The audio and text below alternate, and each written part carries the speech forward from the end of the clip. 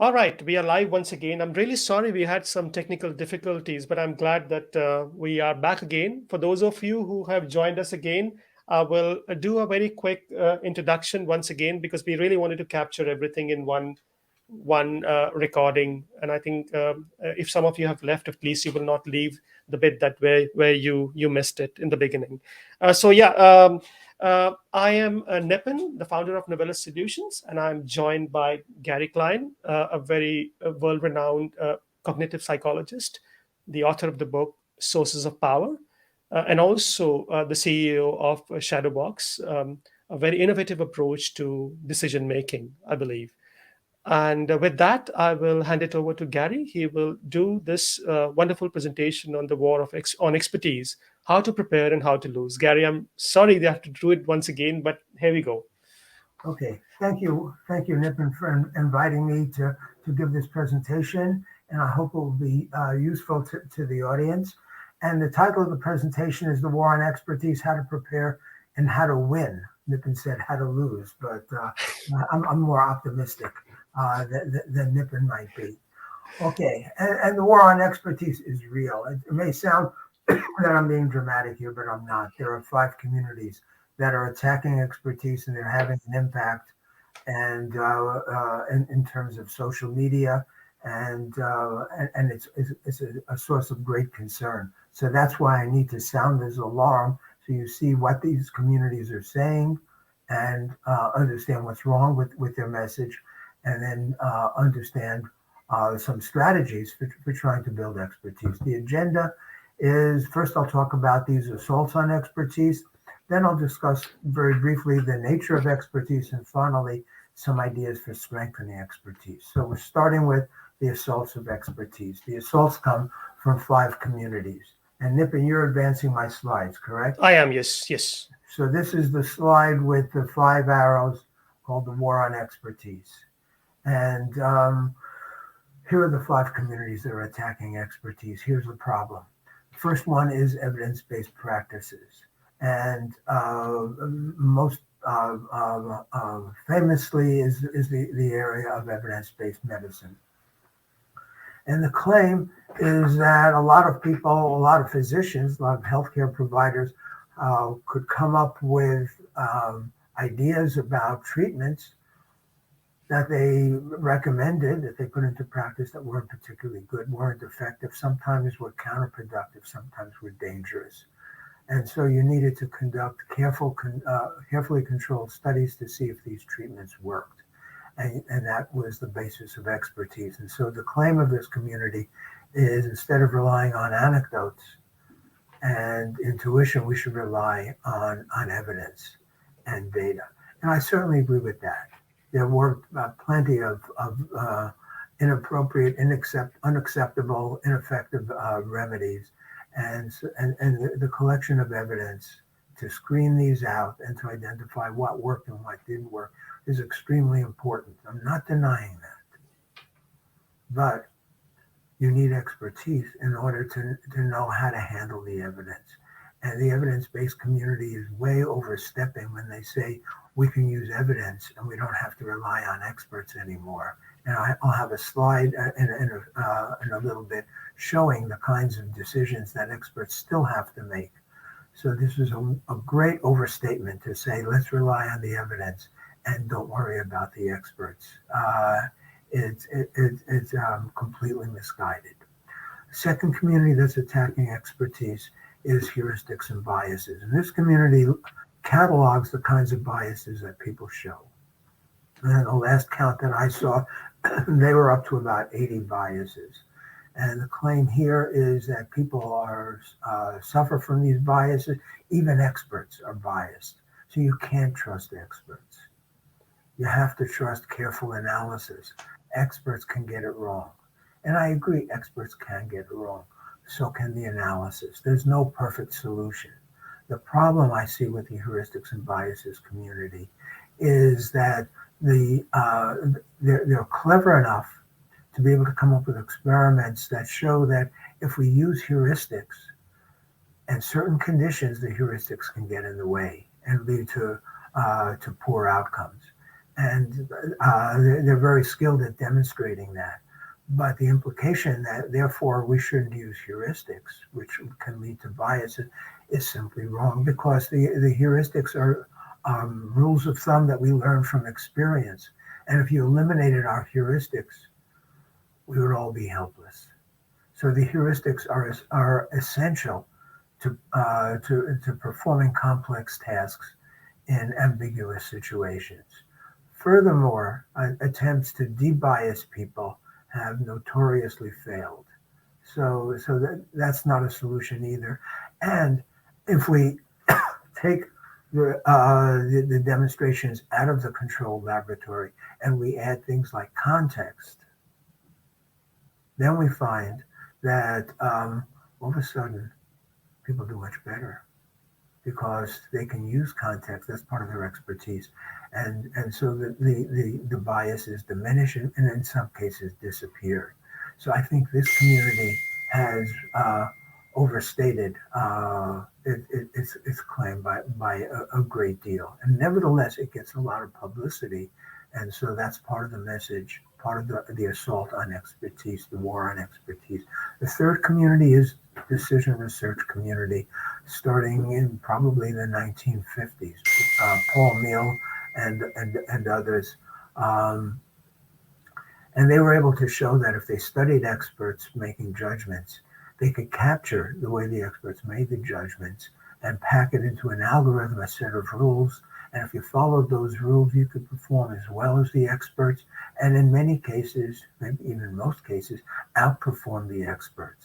And so the claim here is we don't need experts. We have algorithms, and we can just follow the rules and forget about the experts, because the algorithms can do better. The problem here is that where do we get the rules? We got them from the experts. So if you never had experts to study, you wouldn't have any rules and you wouldn't have any algorithms. The reason the algorithms can outperform the experts that fed into the rules is that the algorithms are consistent and reliable. And experts sometimes get tired, and sometimes they get distracted. However, if you change the conditions, all of a sudden the set of rules becomes obsolete. And you don't need to start over, but you need to quickly scramble to try to come up with new rules. Experts can easily adapt. Experts are very resilient. And so a reliance on rules and algorithms is going to make us vulnerable to changing conditions. And the world we live in is one of changing conditions. So I think this assault is misguided. The fourth community that's attacking expertise is the community of sociologists. And their claim is that expertise belongs to a community of practice. And to just situate expertise in the head of one person is misguided, because it ignores how the rest of the community plays into it. And certainly we can appreciate the value of teamwork and communities of practice and all of those kinds of supports that we get in our relationships with each other. Nevertheless, if you were going to make a decision and you had a team that was going to advise you, would you rather it was a team of novices or a team of experts? I would certainly prefer a team of experts. A team of novices would simply mischaracterize what was going on and what was needed. So I think this community is overstating its attack. And the fifth community that's attacking expertise is the computer science community. Most famously, the artificial intelligence developers. And they have done wonderful things. They have made progress that I never would have expected 20 and 30 years ago. They were able to show that their AI programs could beat humans at checkers, certainly. But then, to the surprise of many people, at chess, they could beat the world grandmaster Kasparov. Deep Blue is able to do that. And then I never expected this. They were able to become the best player in the world at Go. And that came as a big surprise, a very impressive feat. And even today, poker is something that AI systems can outperform humans at. So the message is AI is overtaking experts, and the future belongs to AI. We should put our investment into AI and not into experts, because AI can outperform the experts in just about any field, and that's simply wrong. That where the AI systems are doing so well is in these nicely structured, well defined games like poker and chess, and go where the rules are clear and there's no ambiguity. But you move out of those well defined environments into the messy and chaotic world that we live in, and all of a sudden the AI systems start to not just start to flounder very badly. And so there's a general feeling that AI has probably been oversold. And we see examples. A famous example is IBM's program Watson. And we remember all the commercials. Watson was able to outperform the humans at the game of Jeopardy, which was a very impressive feat. And so now IBM is marketing Watson as the future of the company and as the forward-looking face of AI. But it hasn't worked out that way. And medical organizations that invested in Watson quickly became disillusioned. And in fact, we hear that AI is now selling off Watson, or has sold off Watson. It hasn't performed the way it was expected. And I think this is what we're seeing again and again. So this attack from computer science builds on a few examples and overgeneralizes and misses the difficulties of handling complex situations. The point of this slide is the public doesn't appreciate these kinds of limitations of these five communities. It just knows that the media is captured by these five different attacks. Any one of them would seem serious enough. Five of them together is giving the message, forget about expertise. We have better ways to approach things. And that's wrong, and that devalues expertise, and that creates problems for us. Next slide, Nitin. So we also see people claiming that expertise has a shorter half-life. I heard one financial manager saying, don't listen to the experts, because he was aware of a number of some cases where experts said, this so-called innovation is never going to work. And in fact, it did. And it was highly successful. So don't listen to the experts. However, if you look at, say, medical technology and medical innovation, you find many failures over decades until they got something to work.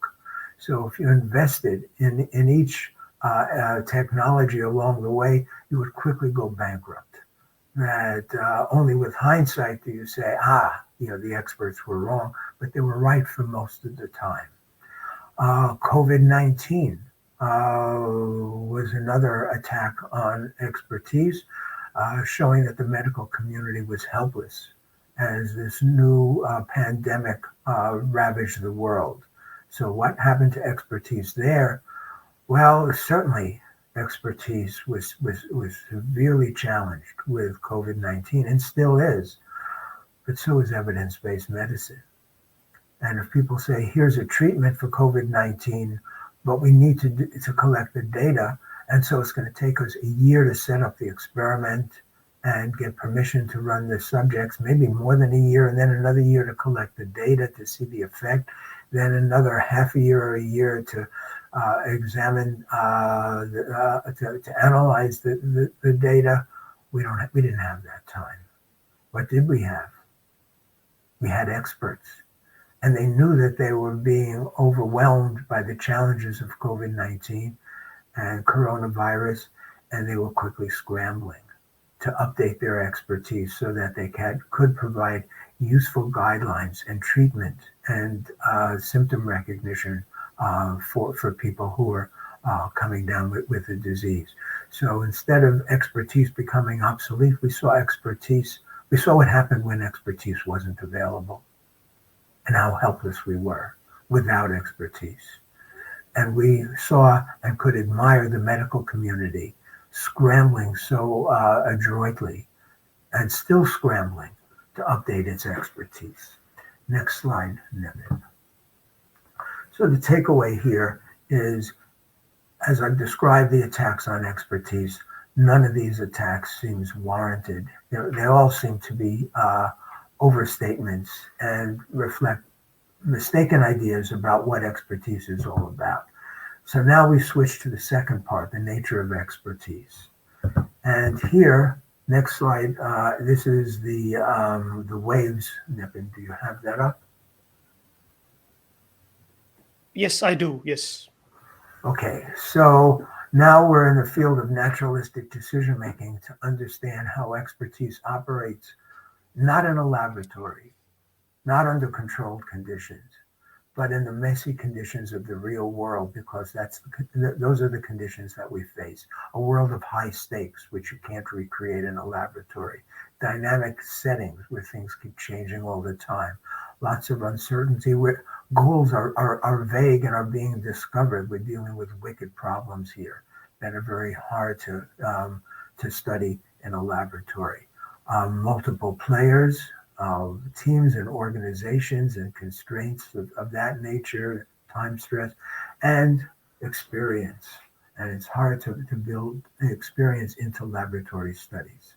I once had somebody tell me, no, I study people and I give them lots of training in my laboratory experiment.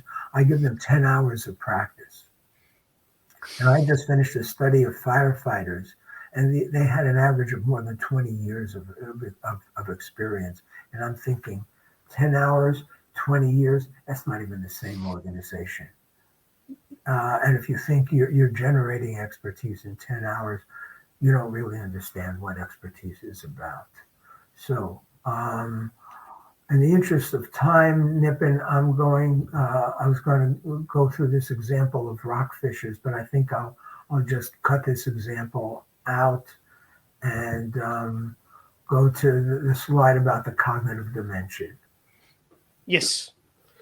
So when you are dealing with a domain where you think there's expertise, and people say, no, we've got rules, we've got procedures, we've got standard operating procedures. It's all been captured. You just have to follow the steps. And they're so confident that they have it all captured in these steps. But in a complex world, there are never enough steps to handle all the things that could happen, all the aspects of context that could enter into the situation. So if you get into a situation where people are trying to reassure you that they have the checklists, they have the standard operating procedures, and everything is smooth and ready to run, these are the questions you can ask. What can go wrong here? What kind of decisions are people going to have to make? Where are the tough decisions? How are people going to make them? What makes this hard? Why do some people struggle performing this task? How do people get confused? What are the sources of confusion? What kind of mistakes do people make, especially newer people entering into the domain? And how do you recover from those mistakes? How do you handle trade-offs and manage risks? Those are all parts of what I'm calling the cognitive dimension. Those are all aspects of expertise that don't get captured by standard procedures and checklists and all of these, seemingly well-intended efforts to bottle performance requirements into something that's manageable and easy to follow, and how misguided that is. And if you think that the standard procedures are enough to keep you safe, then you're just making yourself vulnerable. These are the kinds of these are the facets of expertise that need to be taken into account. Next slide, Nippon. Sure. Now, I promised you I would come back and talk about evidence-based medicine. So now's the slide to talk about that. And this is a project that I did with several colleagues, Devorah Klein, David Woods, Shauna Perry, and we published a few papers on it. The first one was in 2016. We were looking at evidence-based medicine, and we were looking at the reliance of the healthcare community on evidence-based medicine. And we said, fine, we certainly appreciate the value of collecting evidence to see what works and what doesn't work. There's no argument with that. That's necessary, but it's not sufficient. What are the cognitive challenges for using the evidence? And we came up with 6 so far, and there are probably more.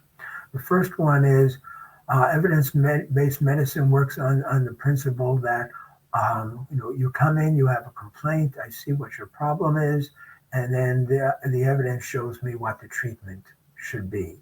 Sounds reasonable. How do I know what your complaint is? How do I know if you're accurate in the way you've described your complaint?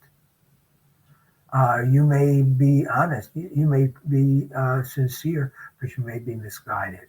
So there's a skill that healthcare professionals need to characterize what's really wrong with the patient and not just focus on what the patient is saying. Many times people come into emergency departments with saying that they have minor problems, and it turns out that there are major problems that they're not aware of or that they're denying. And so that's part of the cognitive dimension. That's a cognitive challenge. Second, how confident are you in the evidence? I'll give you an example. Person I know is a young woman who was pregnant and went in for a prenatal exam, and she checked out well, except for her platelet counts, which were not great. They were actually fairly low.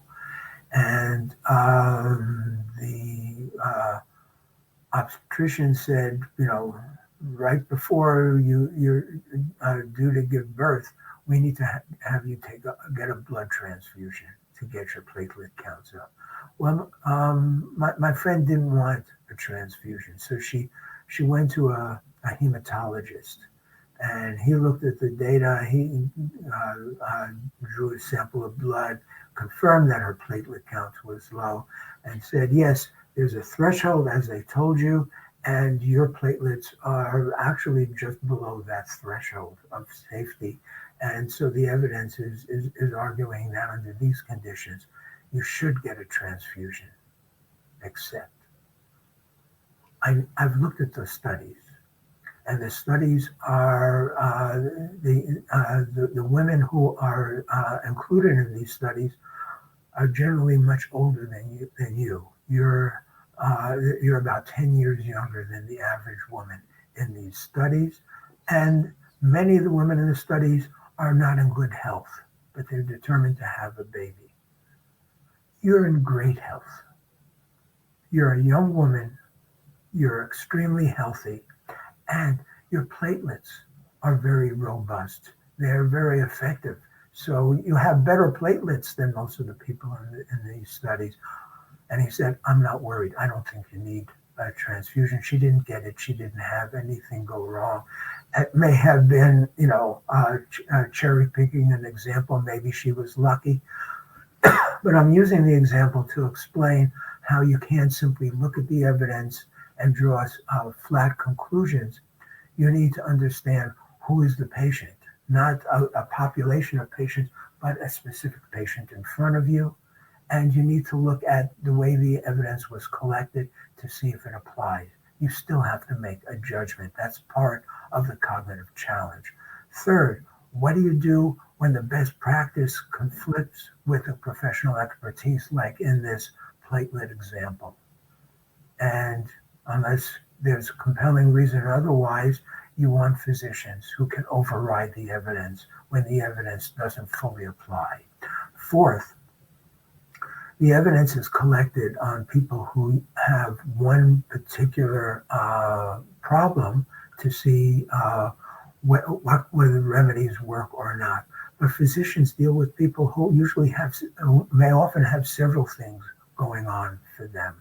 And these are complex situations. And sometimes the evidence says, do A, but then there's another part of the patient's condition says, do B. a second approach, and maybe A and B are in some ways in conflict, and so the physicians have this cognitive challenge of handling that kind of a conflict in a complex situation.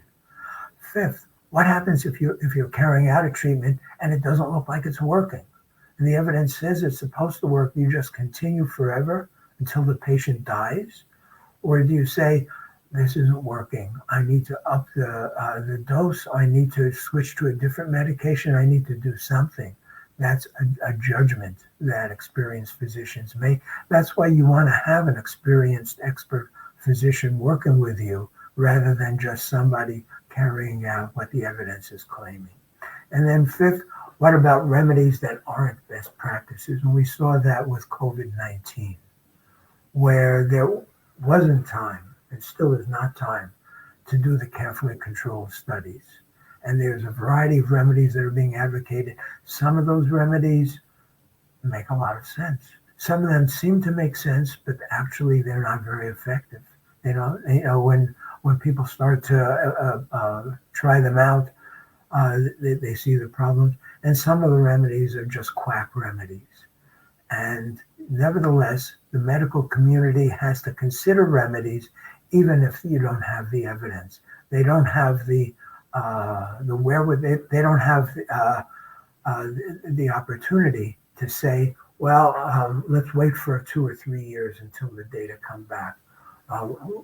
There's too much urgency. Okay, so next slide, Nippon, this is the iceberg. So when we're talking about expertise, we're talking about aspects of knowledge that experts have that are mostly invisible.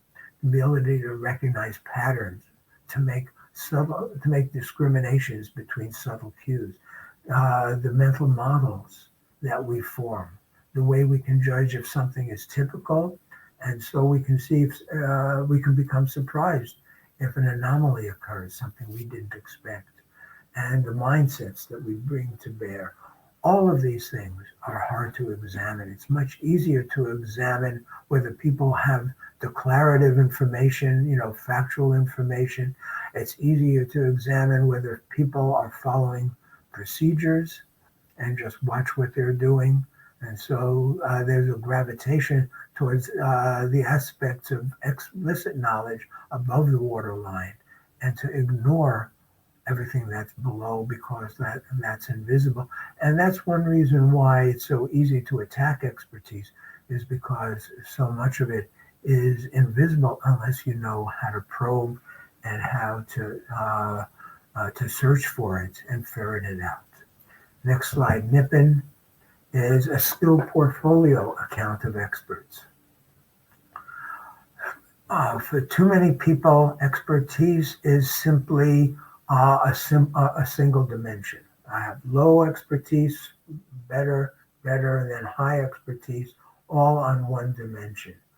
And I think that's too simplistic. I think we need to consider a portfolio of skills that experts have, and different ones of these skills may be relevant in one situation and not in another. And different experts may have more or less of these skills. So I think we need a more nuanced, a richer account of expertise rather than a unidimensional account. The types of skills that I have in mind: perceptual motor skills, to be able to use tools. For example, if you have a dentist, I still can't imagine how dentists are able to work with that tiny little mirror that's stuck in our mouths, and they're doing everything backwards, and they're so smooth at doing it all. That takes a lot of practice, and it's easy to ignore because they do it so smoothly, but it's really very impressive. Chess players do not need perceptual motor skills. It's not hard to move a rook from one square to another. Next is conceptual skills, mental models, and just about all aspects of expertise draw on conceptual skills. Management skills is another variable, and these are all different. Management skills are different from conceptual skills and mental models, different from perceptual motor skills. It's the skills of managing a task and managing people. And in some domains, these are more important. In some, they are less. And so you see variability there. Communication skills, that's another skill set that comes to bear, to be able to let people know what you want, to understand what they're concerned about, to understand an organization's dynamics in order to get a better sense of how to make the organization more responsive in ways they need to be. And finally, adaptation skills. And some people think this is the primary, the most important skill that experts have is to adapt when the situation changes, to be able to rather smoothly switch gears and try something else and reprogram. So we watched someone like Nip and we started this presentation. We started in one way, and all of a sudden, the technology started to act up. Nippon stayed cool. I watched him. I mean, he was very calm, and he said, "We're going to reorient. We're going to start again." And we have, and that's part of what I admire about Nippon, that he exemplifies the smoothness of an expert. Okay, next slide, Nippon. Sorry to embarrass you there. Now, how do we strengthen expertise? Next slide. First of all, we have to recognize that most organizations, when they want to improve performance, they have two options. There's a down arrow, which is what you want to reduce. You want to reduce errors. But there's also an up arrow, what you want to increase. You want to increase expertise and insights and things like that. And you want to do both. Certainly we want to reduce errors, but that can't be the only focus. You don't want to come home at the end of the day and have somebody ask you, how did it go? And you say, I had a great day. I didn't make any mistakes. That seems like a low bar. It seems like you want to achieve things, that you want to learn things. But most organizations, as I started to say, most organizations only think about the down arrow. They only focus on errors and how to reduce errors. And they build various techniques for reducing errors. And they give almost no thought for building expertise and improving insights. And I can give you lots of examples, but we don't have time for those. So that's something that you can do as you look at organizations.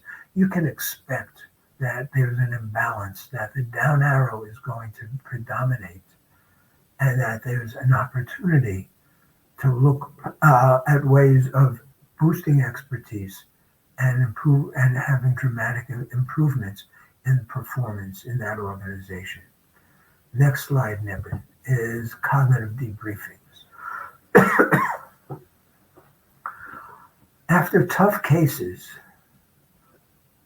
in most settings, you don't go back to the people and say, let's do a debrief. Let's see what went on. The military does, especially the Army and the Marines, they do after action reviews.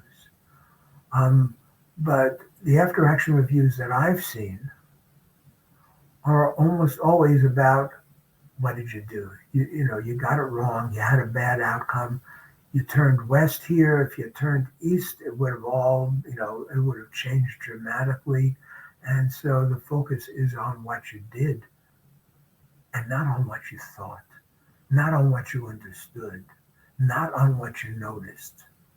And this brings up the opportunity here for cognitive debriefings, using cognitive task analysis methods to get underneath the courses of action, to explore how people were thinking and expecting and interpreting, and to unpack their expertise, and have them give you examples and instances of events, maybe events that just occurred, and now you're doing a cognitive debriefing about it, maybe right after, maybe a week or two later. And that brings me to the next slide, Nippon, if you would advance it, about stories. So Most organizations, when they want to improve performance, they look at standard operating procedures and checklists and slap on more procedures. They come up with manuals, a variety of ways, mostly designed to reduce the chance of error. They don't examine expertise. That's a lower level. They don't drill that far to get at incidents and experiences and anecdotes of things that happened, things that were surprising, and to use those as a window into the expertise. And then there's a level even deeper than that, and it's not showing up in this slide, which is not just asking people to tell us about their experiences or about their incidents, but doing cognitive debriefing to unpack what happened during an incident. It's not, well, this happened, and so I thought there was a problem, and then I did that. Why did you think there was a problem? What were you noticing? What were you picking up on? Was there anything that surprised you? If I was doing the task, what would I have missed that you picked up on? What were you noticing here that you wouldn't have noticed 7 or 8 years ago? That's the kind of unpacking that we can use to take advantage of incidences and experiences, and to really drill down deep enough to get at expertise. Next slide, Nippon, is the mental model matrix. And most people think of mental models. If you have a mental model of a system that you're operating, I'm just looking at the time, I just have a few more slides here. A mental model is simply, how does that system work? And that's the upper left-hand corner. The system and its capability, and how does it work? And that's all people pay attention to. But a project that I did where I was working under Joseph Borders and working with Ron Bezayan, working with petrochemical plant operators, we found that that was certainly part of their mental model of how the systems, like a distillation tower, how these systems worked, but it was only part. We discovered that their mental models weren't just about the capabilities of the system, but about the limitations, the upper right-hand corner. So they knew how the system worked, but they also knew the limitations of the system, how it could fail, how it could break down, what were the boundary conditions. And so that's a critical additional part of their mental model. And we found that their mental model included not just the system, but the user. Now, the lower left-hand quadrant is, if there is a breakdown, how to do the workaround. That was part of their mental model. They were prepared to run into boundary conditions, to come up with, to detect anomalies and perform the workarounds and adaptations. So that's a third aspect of their mental models. And the experts that we examined also were attuned to a fourth quadrant, the lower right-hand corner, looking at users and their limitations. The people operating the system say, you've got somebody working underneath you, that person is the panel operator. How could they get confused? What kind of errors are they likely to make? And skilled supervisors are attuned to that. They're aware at what kinds of confusions can occur, and they can anticipate, maybe prevent, but maybe step in before much damage is done and correct. So the idea of mental models is much richer than the upper left-hand corner. When you go to work in an organization, in various kinds of settings, try to be aware of all of these quadrants, not just the upper left-hand corner. Now, the next slide is about the fact that so many organizations think that all they need to do is issue policies and then things are going to go well. And they don't. And then the people who develop the policies get angry with everybody who's not following the policy. Can't they read? I posted it. It's right up there on the wall. Why don't they just follow what the protocol says? And what we find is you really can't develop a protocol that's complex enough to handle all the kinds of situations people might face. If you try to make your protocol more complex, it becomes less readable. And even then, it's not going to capture all the nuances. And what you need to do is imagine what can go wrong. How can things fall apart? What kinds of complications can arise? And give people a chance to imagine those, to see how they would notice it at an early point and how to adapt to it. And just build scenarios to give people that kind of training. One type of scenario approach that we've developed is called ShadowBox. And that's a scenario, largely a scenario-based approach to building expertise. Next slide, Nick. So here's the way ShadowBox works. And we didn't invent it. It was invented by a firefighter, Neil Heinz, in New York Fire Department. He retired as a battalion chief. And the bottleneck for providing training, he was asked to develop training for difficult conditions. And what you want to do is have subject matter experts as your trainer, but they cost a lot, and they're often not available to be involved in the training program. So for ShadowBox, you give people challenging scenarios, and then in the middle of the scenario, you stop the action. Now there's a decision point, and it could be different types of decision point. You might say, here's 4 different options about what you can do. Rank order them. What are you the most likely to want to do to least likely, and then write down your reason. Then we continue the scenario, stop it again, another decision point. Here's 3 different goals you might pursue. Rank order the importance of them and write down your reason. Then we continue and we stop it again. Here's 5 pieces of information. Rank order the value of those and write down why. So that's what I'm doing as a trainee. We've also had a small group of experts, maybe 3 or so, 3 to 5. They've gone through the exact same scenario I have. They did their own ranking of the options and they wrote down their rationale. And so as I go through the scenario and I say, here's how I ranked it at this decision point, then I get immediate feedback. Here's how the experts ranked it. And I want my ranking to match the experts. And usually it doesn't at the beginning of the training. But more important, I get to see the rationale. What did the experts write down as the reason for their ranking? And I compare it to the reason that I put down. And I get to discover what the experts were noticing. That never even occurred to me. The inferences that they were drawing. So now I have training where I'm getting the input from the experts. I'm seeing the world. I'm seeing this scenario through the eyes of the expert, but the experts don't have to be there. So we've removed that as a bottleneck, and we've allowed me to learn from them. And when we do evaluation studies, we show 18%, sometimes as much as 27% better matches to the expert after just a half a day of training. And next slide, Nippon.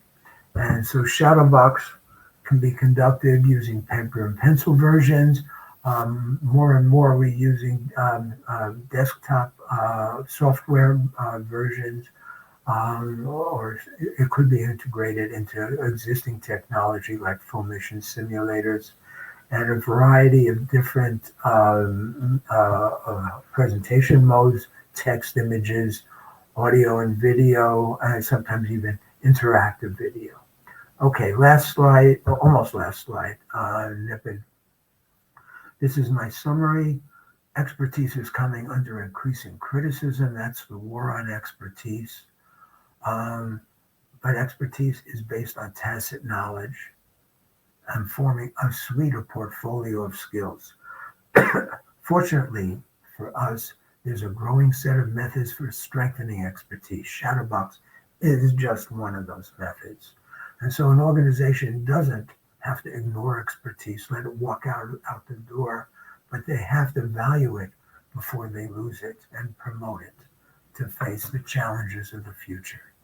And then the last slide, Nippon, is simply my contact information, my Twitter handle, my email address, also the website for my company, and at the bottom, www.naturalisticdecisionmaking.com is a new organization, the Naturalistic Decision Making Association, that's just been stood up. And that concludes my presentation, Nippon. Over to you. Well, thank you, Gary. The last slide. Can you hear me? Okay. Yes. Yes. So the last slide wasn't the size of the font was too small. So what I'll do is when we put this together on LinkedIn, we will put the contact details along with it and the link if anyone wants to get in touch with you. But I think. I think we had this conversation last time, but you got me thinking again, Gary, which is in the airline industry and as well as in the maritime world, we have this classic gray beard problem where a lot of people who have the knowledge and experience of the profession are getting too old and retiring. And I think one of the assumptions we make is that by having a combination of technology and non-technical skills, as we call it, we can somehow overcome this issue. And time and again, when we see accidents, we are reminded that um, yes, for routine operations, that might seem to be a quick fix, but for every novel situation that we face, we come to realize that this way of thinking is very superfluous. And I wondered what your thoughts are on that. I completely agree. We make ourselves vulnerable if we think we just have to gain in efficiency handling routine events, and that will be enough. And that means that when we move into non-routine situations, where we sometimes are helpless because we don't have the experts there. So you do have people with experience retiring. One thing you can do, organizations try various knowledge management approaches to capture their expertise. I'm not all that enthusiastic about their approaches because once you've captured it, I don't often see people going into the database to try to dig it out or even remembering that it's there. That's one of the things that excited me about the ShadowBox approach is that we can get at people's expertise in a form that directly translates into training, and so it stays vibrant. And it's quite powerful because, again, we spoke about it last time, and you got me thinking is that we're not saying that we need more or less expertise. What we are really saying is that okay, if we need this is the level, this is the quality of decision making if we need, and if we don't have 15 years to produce a ship captain or an aviation pilot, then here's a way to do it in a much more efficient way because when you play these scenarios, when you get people together and you create these uh, methodologies that can transfer decision, well, they can transfer expertise from those experts to not so experts or novices, as you call them. It's a very efficient way of addressing this problem. I think I, so. um, and I will go to what questions people ask. But one thing I felt was probably I didn't see, and I'm curious to hear from you, is that um, you did mention the word heuristics, and a lot of heuristics actually sits in the unconscious. In fact, it's the language of the unconscious, and and again, in many high risk industries, a lot of people can can actually do more than what they know. They 10, 20, 30 years of experience, and they struggle to explain that experience. But a lot of it sits in the unconscious. And one way to understand the unconscious is to listen to the language, the metaphors, the discourse, and everything else. And that is something I did not see in your presentation. Is that something you feel is important or not? What are your views on that? I agree, Nippon, that a lot of our expertise is not visible. I showed the iceberg diagram to indicate the various facets of expertise that aren't visible. I could have added heuristics there. I mean, heuristics are part of our mental models. Um, what can we do about that? you can't completely make, you can't, to a great extent, make tacit knowledge visible. I mean, that simply isn't going to happen. But you can make it more visible than it is. You can identify aspects of it that people can think about.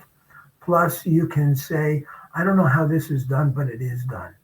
Here's an example, so that people know that it is possible. I remember an electronic warfare coordinator told me when he was first starting out, he knew that it was possible to distinguish the electronic warfare signature for one type of airplane versus another, but he couldn't do it. But he knew that the people who had been there 15, 20 years ago could. And so that gave him the confidence to keep trying and to keep developing his skill. So it shows you what is possible, and identifies the areas within your subconscious that are substantial and that are powerful, so that we don't ignore it.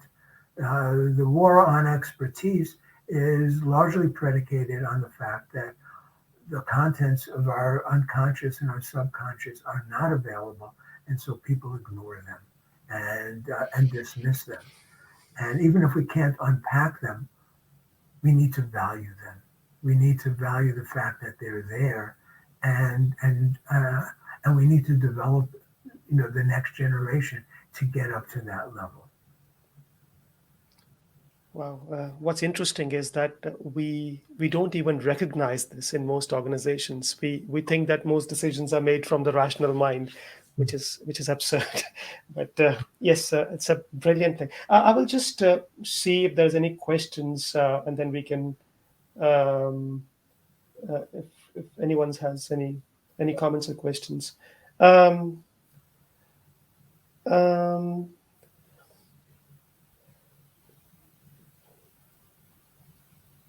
there's a question there, which is situational awareness considered a type of knowledge? How do you distinguish between the two and the value in complex environments? All right, so there are cognitive activities we engage in, such as decision making, such as problem detection, problem solving, situation awareness, what's going on in a situation. It's not a type of knowledge. It's a reflection of the knowledge we have. So it's how we take our knowledge and our mental models and our unconscious abilities and put it into play. And that's why, some person looking at the same situation I am an expert comes to a different conclusion and notices things that I missed, notices changes, notices something that should have been there that's not. That's important. And I don't have that experience base, so I don't know what to expect. So I can't tell when something that was supposed to happen didn't happen. So situation awareness is how people put that kind of expertise into play. Thank you. So, um, here's another one, which is you mentioned firefighters with 20 years of experience. Is the estimate from Ericsson of 10,000 hours still an appropriate yardstick for expertise? Or has a more up to date measure been identified? Is there a shortcut to improve decision making for experienced people? I think you answered that through the ShadowBox training, isn't it? Right, but let me go back to Ericsson because Ericsson told me that he came up with this general rule that seemed to hold in a number of domains, about 10,000 hours. Like it might take 10,000 hours of practice, of deliberate practice, to become a grandmaster. And that used to be the case. But he said, now everybody's got these chess computers and they can use the chess computers to get lots of concentrated, deliberate practice in a way that they never could before. And so you see people becoming grandmasters in much less than 10,000 hours, maybe in less than 5,000 hours. We're seeing grandmasters at the age of 14 or even 13, which would have been impossible 20 years ago, but now we're seeing it occur. Excellent. Um, if you understand your errors and can reduce them and learn from the context that surrounds them, could that lead to better expertise? Definitely. I mean, we learn much more from our mistakes than from our successes, but only if we reflect about our mistakes. And I know, when I've, made mistakes putting on a workshop or something like that, and I'll be flying back home after the workshop, it's killing me. And and there's a part of me that says don't think about it, but there's a part of me that says I've got to think about it, and I can't rest until I realize here's the way I should have structured it. Here's what I should have done. And instead of when I walk out thinking I never want to do another workshop again, once I come to that realization, my reaction is, when can I do the next one?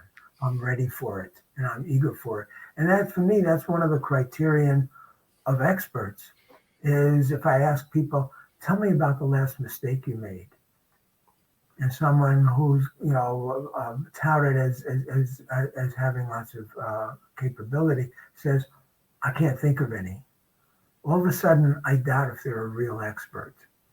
For me, the real experts are always aware of their last mistakes. Not that I'm an expert, but the people I study, the firefighters, the petrochemical plant operators, they're always aware of mistakes they've made and how they could have done it better. And that's what allows them to continue to developing their skill. And even better that they have the opportunity to do it in a simulated space like ShadowBox, isn't it? Because so there's a related question here, because in the safety critical industries, most people are absolutely hysteric about people making mistakes. So there is this idea that if you have to learn and learning comes from reflection and from mistakes, then we don't want that. So most organizations are in the doing mode. They don't create those opportunity to reflect on mistakes. And I wonder what your thoughts are on that, Gary. Sure, I have a couple of reactions to that. First of all, we see in many industries or many organizations what they call a zero tolerance for mistakes. We don't want any mistakes. The evidence is very mixed about the value of a zero tolerance for mistakes. And if anything, the evidence suggests that this leads to worse performance rather than better performance. Because when you announce that you have a zero tolerance for mistakes, all of a sudden people aren't going to tell you about their mistakes. They're going to hide their mistakes. And so you're not going to learn from mistakes. You're not going to learn, the organization isn't going to learn, and it won't progress. And so the zero tolerance notion is I think misguided, rather than saying we certainly want to cut down on mistakes, but we want to also build a resilience capability for people to be able to pivot when they've made a mistake, to notice it quickly and to recover and prevent it from getting very serious. And then we want to find out not just there was a mistake. The usual tendency is let's add another procedure to prevent that from happening, rather than doing a cognitive interview and saying, why did the mistake happen? What confused you? What did you not notice? Why didn't you notice it? What was going on? So that there can be more general learning. Another mistake another error that organizations make is they conflate evaluation and training. And you sometimes hear that so and so was terminated during training, for poor performance. Well, if somebody can be terminated from the program during training, it's not real training. If people know that they can be dropped at any point, they become very guarded and very defensive and very careful in what they do. And so the opportunity to learn, to try things out, to explore has been compromised. You still need to evaluate people, but you need to say, these are the trials where we are going to evaluate you. And as opposed to these other trials where there's no evaluation, do whatever you think is right. And only in that way can you learn, and can you learn from mistakes. Such a good point. I can't tell you how many times I've seen simulated training exercise that creates so much trauma in people that they go into an absolute shock when they make a mistake. And here you are doing an after action review, trying to find out why that person made the mistake. And that person is not even aware that he or she is in trauma. So what is that person going to tell you about what they learned and what they how they reflected on that learning? It's bizarre actually. It's very Um, interesting what you say. but there's two issues here. One, you can put the person under unnecessary pressure by saying if you get it wrong, you can be thrown out of the program. But in a good high fidelity simulation, you do want some pressure and you do want people to take it seriously and to feel wrung out if something went wrong. And so um, it may be that the best time to debrief them is not when they come out of the simulator, when they're still traumatized, but give them a little time to recover and then say, let's look at the screen, let's go over this and let's figure it out now that we can catch our breath. Yes, it's we have a very little understanding of the unconscious and how it operates. But great. Listen, I've taken far too much more time than we were intending to. So I'm very very grateful to you for your time. I'm sorry the technology didn't work, but eventually we sorted it and we made it successful. So once again, thank you very much for your time. Yes. Thank you very much for the opportunity. I really enjoyed it. Take care. All right. See you. Bye bye. Bye. Thank you everyone for joining, and we will. I will post the link and also a YouTube video of this with all the contact details for Gary and the link to ShadowBox. So yes, thanks once again for joining, and we'll see you again for another event. Bye bye.